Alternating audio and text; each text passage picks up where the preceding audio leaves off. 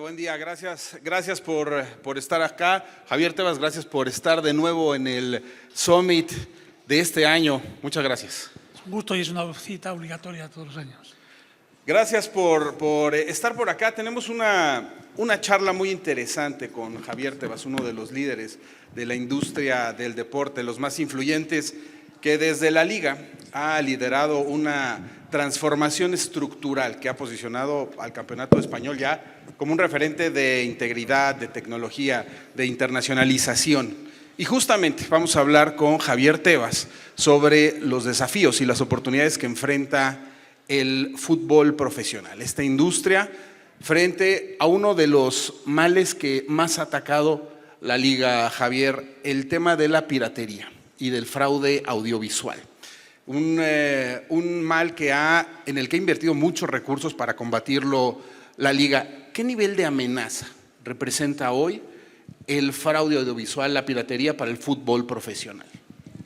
Bueno, que invertimos recursos y tiempo, y yo casi le dedico el 70% de mi día a esta lucha contra la piratería, ¿no? Amenaza a la industria del deporte en general, no solo de la industria del fútbol, ¿no?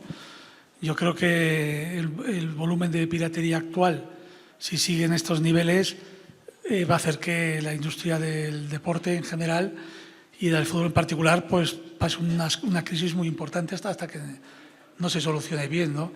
Hay que pensar que la fuente de ingresos de la mayoría del deporte profesional importante, podamos decir, es el mundo de la televisión, el mundo audiovisual, el mundo del pago, el mundo digital del pago. Y si no se paga o se paga menos y no se paga por los canales oficiales que corresponden, los deportistas, las familias que viven de esta industria, todos van a sufrir porque habrá menos recursos económicos para distribuir. Hay que pensar que hay cientos de miles de familias que viven de la industria del deporte, de la industria del fútbol. No solo están los jugadores, sino todo lo que hay alrededor, y se destruirá si sigue este nivel. Por eso hay que preocuparse, ocuparse y dedicarse mucho tiempo y buscar las soluciones que se merecen para dar solución a este grave problema.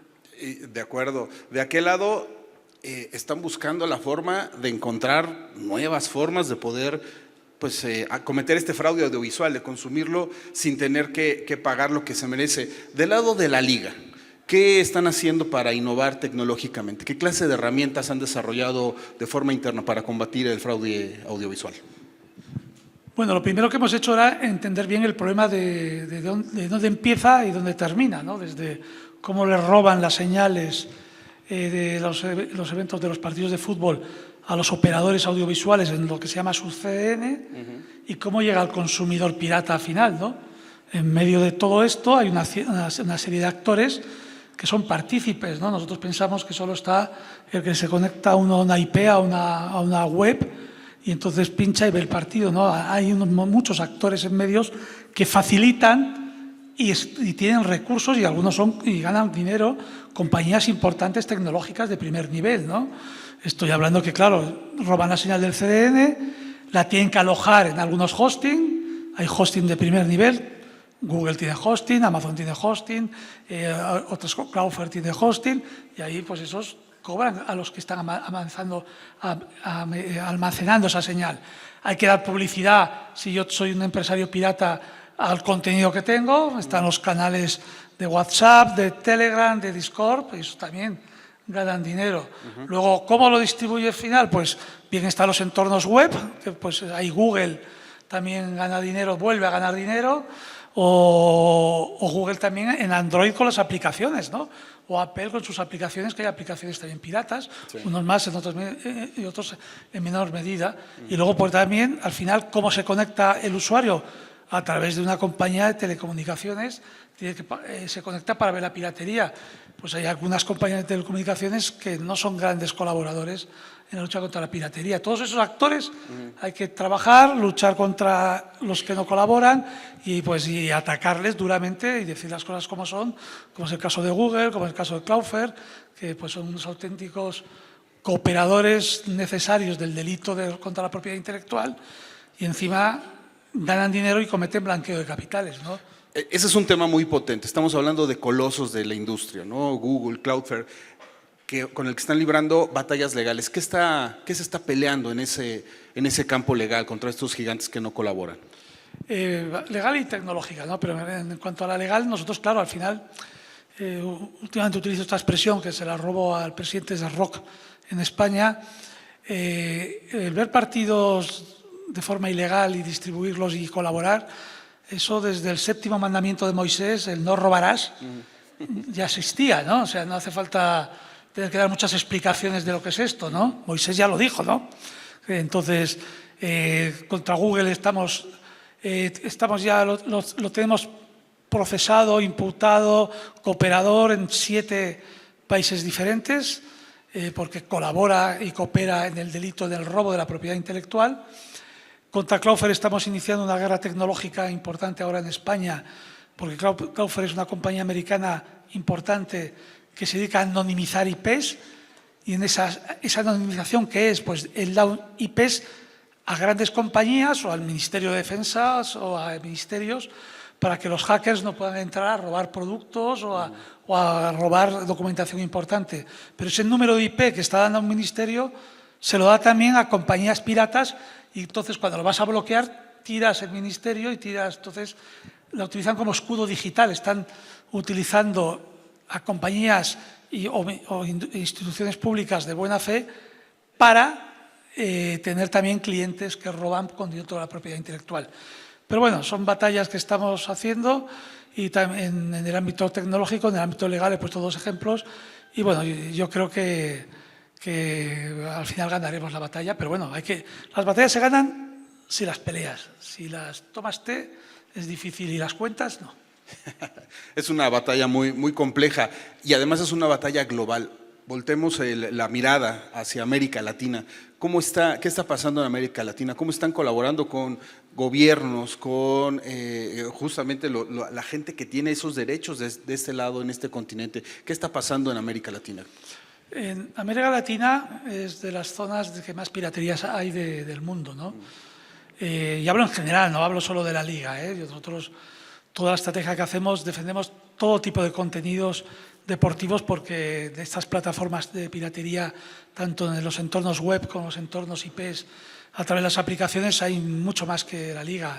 Están más deportes, incluso está también a veces Netflix y HBO, hay de todo, ¿no? Entonces, es una zona del mundo que el 65% del consumidor no paga, o paga menos de o no paga quien debería pagar el contenido deportivo, ¿no? Cada país es diferente la forma de la lucha contra la piratería, ¿no? Hay países más sensibles, menos sensibles. Hay países, por ejemplo, como Argentina, donde el ámbito penal está siendo más sensible ante esta figura del no robarás, ¿no? Hay otros países donde es un ámbito más administrativo.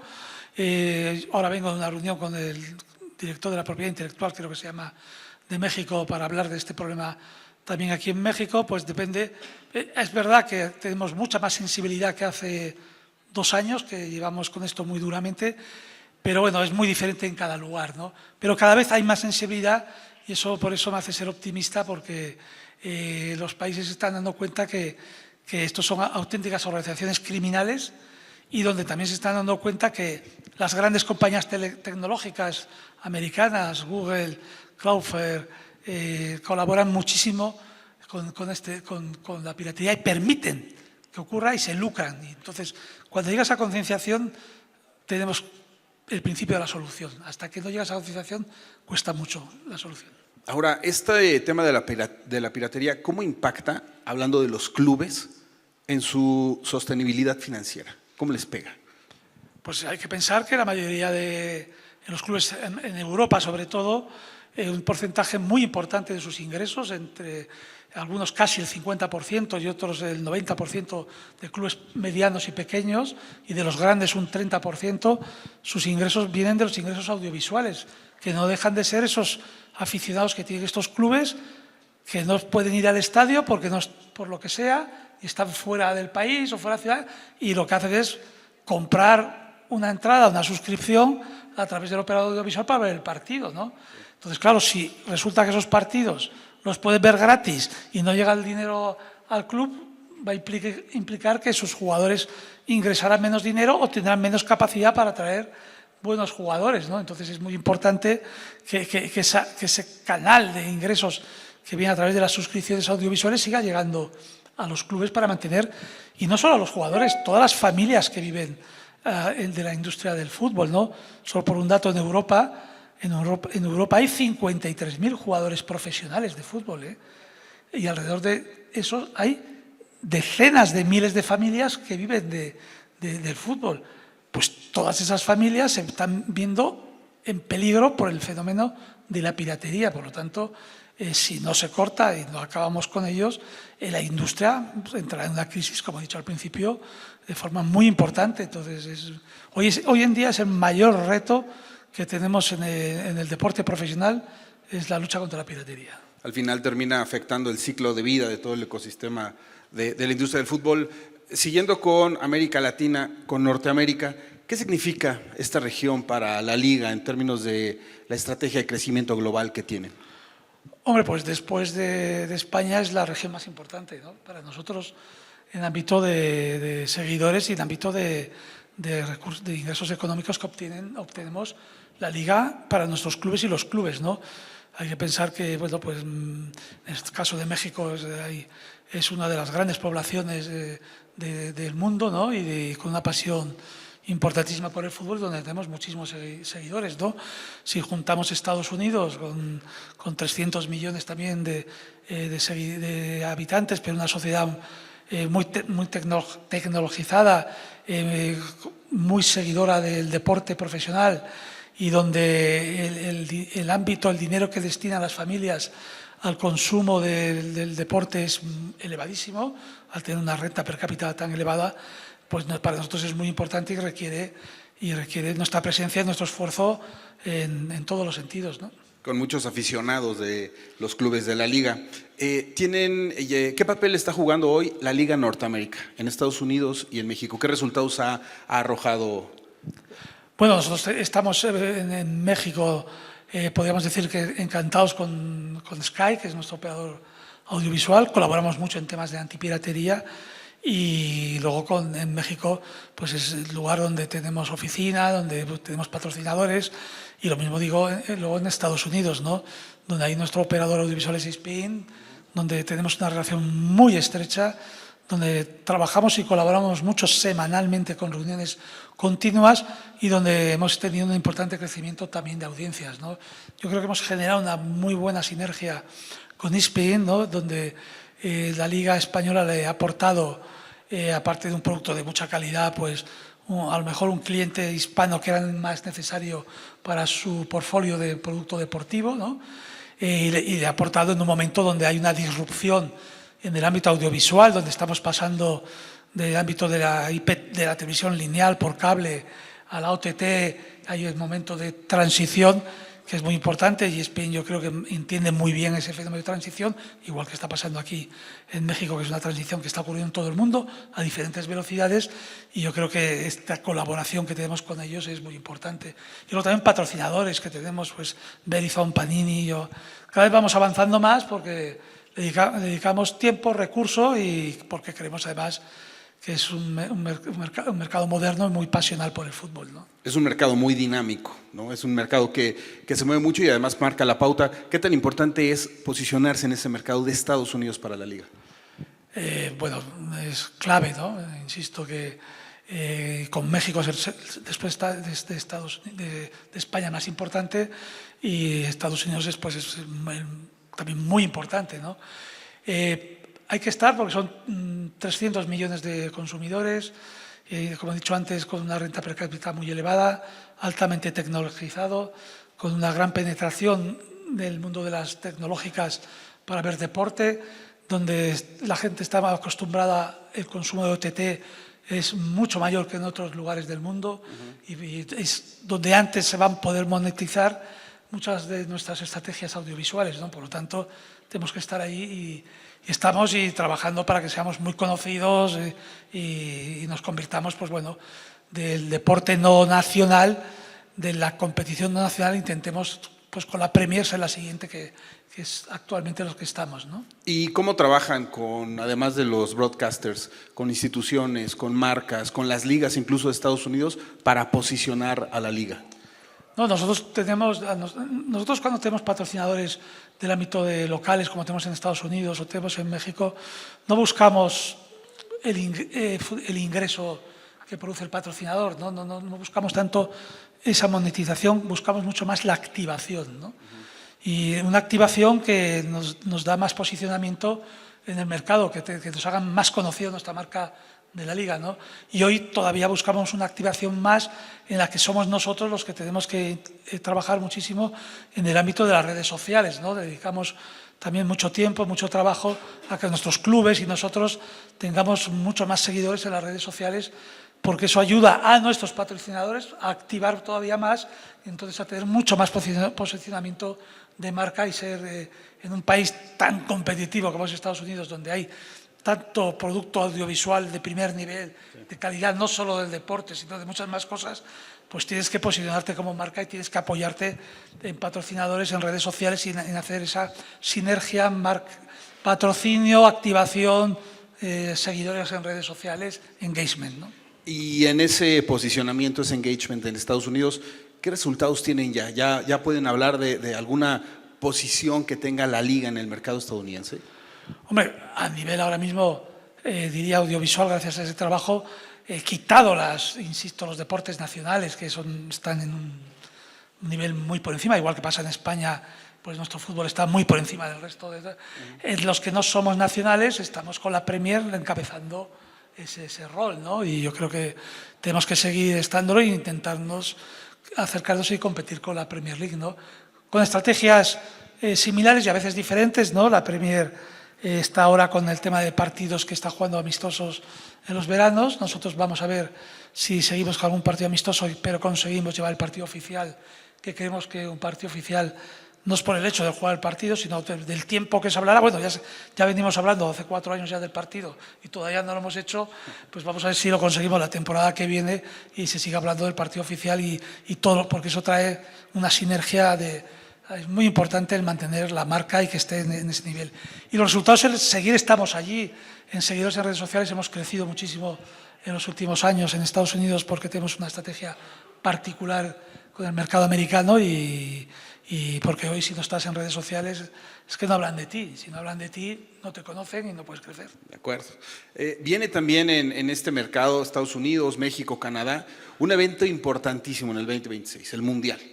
¿Qué representa esta cita que promete ser innovadora, promete romper paradigmas, promete ser la gran fiesta del fútbol? ¿Qué representa el Mundial para el fútbol profesional actual? Vamos a ver, el Mundial y en estos 3 países, pero sobre todo yo me centraría en México y Estados Unidos, en países, uno, como Estados Unidos, que está trabajando mucho el fútbol profesional, todavía le falta camino para convertirse en una de las grandes ligas del mundo. México, que es muy pasional y para mí es una de las grandes ligas del mundo.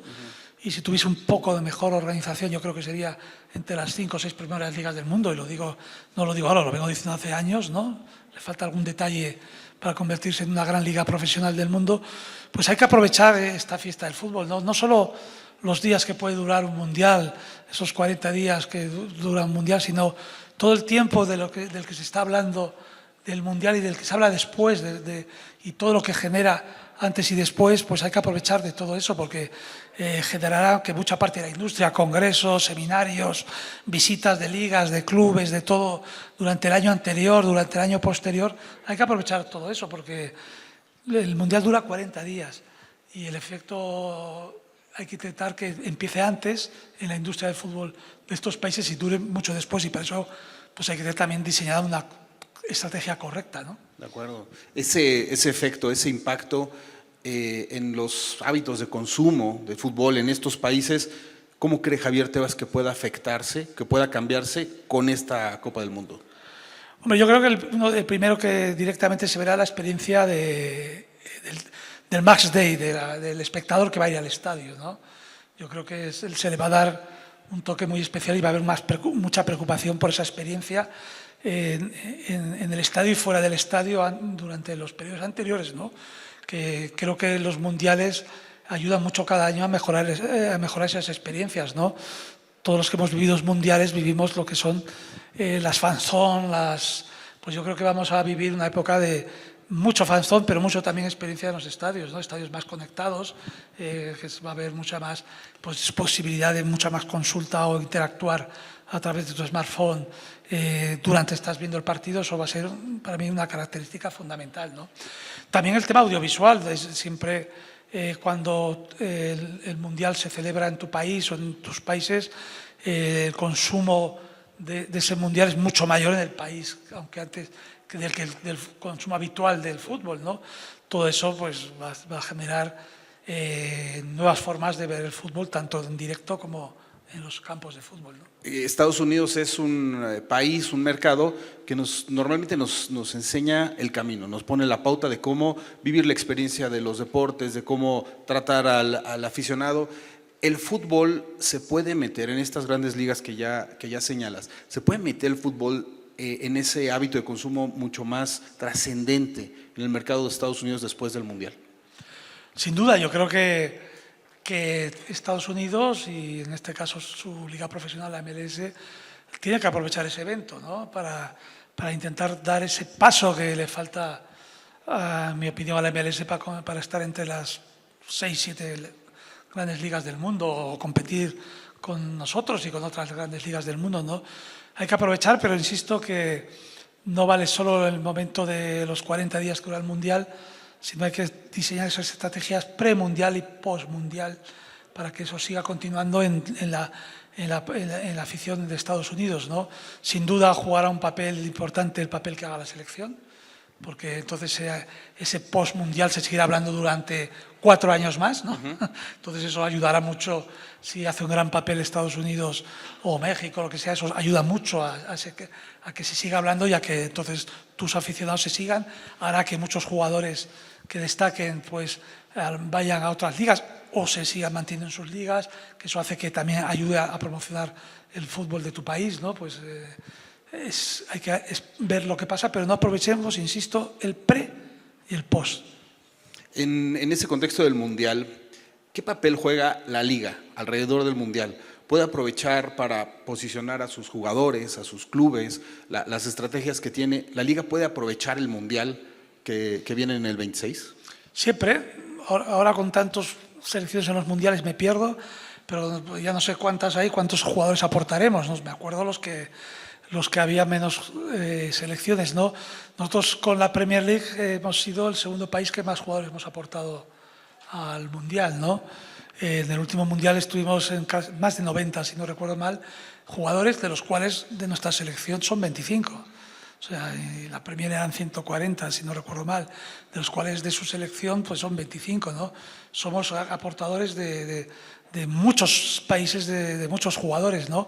Y de hecho nosotros aprovechamos los mundiales para dar a conocer nuestra competición, que es verdad que está vinculada a España, pero también es verdad que está vinculada a muchísimos países porque tenemos jugadores de muchísimos países, de los que van al Mundial y de los que no van al Mundial. Estoy seguro que en el Mundial que vamos a vivir aquí pues superaremos el centenar de jugadores que están jugando en nuestra competición. Y si en nuestra competición hay que pensar que la Liga de Sport, nuestra primera división, hay 500 jugadores en los equipos, pues si tenemos más de un centenar, pues más de un 20% vamos a poner de nuestros jugadores van a estar en el próximo Mundial aquí. Por lo tanto, estaremos aquí promocionando nuestra competición. Con buena presencia. Claro. Hablando de México, ¿cuál es el posicionamiento que tiene la Liga en México? Ya nos decías que es uno de los mercados más atractivos que hay para la Liga. ¿Es competencia la Liga de la Liga MX o le aporta algo distinto al aficionado mexicano ver la Liga aquí en nuestro país? Bueno, yo creo que si hablamos de competencia, yo que hablo siempre de la industria, no somos competencia por un tema de horarios, ¿no? Nosotros somos mucho más competencia en Europa, nosotros mismos, con la Bundesliga, la Serie A, la Premier League, porque jugamos a los mismos espacios y bandas horarias, ¿no? Entonces, introducirte en un país te cuesta mucho más. Aquí no somos competencia de la Liga MX porque no jugamos en la misma banda horaria. Por lo tanto, yo creo que eso favorece a que podamos tener más seguidores. Es verdad que a veces los horarios no son los mejores, pero bueno, gracias a nuestra política de horarios, que tenemos 10 bandas horarias diferentes, y en el horario español empezamos a las 2 de la tarde en España, pero terminamos a las 9 de la noche, siempre hay posibilidad de ver fútbol en directo en México casi a cualquier hora, ¿no? De acuerdo. Desayunando, comiendo, puedes estar viendo la liga. Sí, puedes consumir la liga muy bien. ¿Y qué recepción tienen, o más bien qué comentarios tienen del aficionado mexicano hacia la liga? ¿Qué le pide el aficionado mexicano a esta competencia? Bueno, yo creo que tengamos más jugadores mexicanos, ¿no? Pero yo creo que el tema es que México funciona bien, el jugador mexicano gana bien y eso cuesta llevarlo, ¿no? Porque para que vaya a los equipos que puedan superar el nivel de lo que puede ganar un jugador mexicano, tienen que ser los grandes clubes. Entonces, que por eso cuando ha habido jugadores mexicanos han ido a los grandes clubes españoles, ¿no? A Chicharito, Hugo Sánchez en su momento, o han desguardado en un equipo como el Betis, pero a mí me gustaría que hubiese más jugadores mexicanos en otro tipo de equipo, pero el problema es que México es una gran liga, insisto que le falta un pelín de organización en algunos aspectos para poder ser una de las grandes ligas del mundo, y a mí me gustaría tener más jugadores mexicanos porque eso haría seguro que nos seguirían más en México todavía. Y ahora resulta que hay más jugadores españoles jugando en México, ¿no? Cada vez vienen más Sergio Ramos o incluso un colombiano como James Rodríguez, que estuvo mucho tiempo en España. ¿Eso también ayuda a mover el mercado de la liga? Todo jugador que haya estado en nuestra competición es un jugador de la liga, ya no hablo de jugadores españoles, y donde vaya, pues eso ayuda, y evidentemente los jugadores que me han nombrado han sido pero han sido dos grandes jugadores en nuestra competición. James por 2 veces, ¿no? Con el Real Madrid y luego con el Rayo Vallecano. Sergio Ramos también por 2 veces con el Real Madrid y con el Sevilla. Pues esperemos que aquí hagan un gran papel, pero claro que ayuda. El jugador, vamos a ver, hay que pensar que el jugador es efímero, no es lo mismo, son muy importantes las marcas de los clubes, pero los jugadores ayudan, ¿no? Eso lo explico mucho cuando hablamos del fenómeno de la Saudi Pro League, ¿no? Que ha fichado grandes jugadores, y yo cuando hablo con ellos y estoy allí, siempre digo que es importante tener buenos jugadores, pero es efímero, están 1, 2, 3, 4 años, y lo que hay que construir son grandes marcas de clubes, ¿no? Y grandes marcas de competición, ¿no? Hay un ejemplo, si yo te pregunto cuál fue el último Balón de Oro de la Premier League, quitado Rodri de este año. Que está muy reciente. Quitando Rodri de este año, ¿cuál fue el anterior? Pues de la época de Cristiano Ronaldo, ¿no? Pues 2000, sí, por ahí. Por ahí. El anterior fue Owen, que algunos ni lo conocerán. Lo conocen porque jugó en la Liga. Sí, pero bueno, jugó en el Madrid un año, pero ¿cuántos balones de oro tuvo pues Messi, Cristiano Ronaldo cuando estuvo en el Real Madrid o en el Fútbol Club Barcelona, ¿no? Es importante los grandes jugadores, pero las grandes marcas de los clubes, Atlético de Madrid, Real Madrid, Barcelona, Betis, Sevilla, es muy importante para construir una gran liga, tener unas grandes marcas de jugadores. Luego hay que complementarlo con jugadores también, ¿no? Pero yo creo que las grandes marcas de clubes y de las competiciones hay que construirlas y trabajarlas, y no se hacen en un periodo efímero, en un periodo de tiempo, ¿no? Y eso es un poco también lo que hay que trabajar aquí, esas grandes marcas que hay de clubes, hay que trabajarlas más. Muy bien, muchas gracias Javier Tebas por esta charla, presidente de la Liga. Para terminar, una idea clave que le puedas dejar a todos los líderes de la industria que nos acompañan en este Sports Summit 25 aquí en México. Bueno, rompiendo un poco con lo que he hablado, ¿no?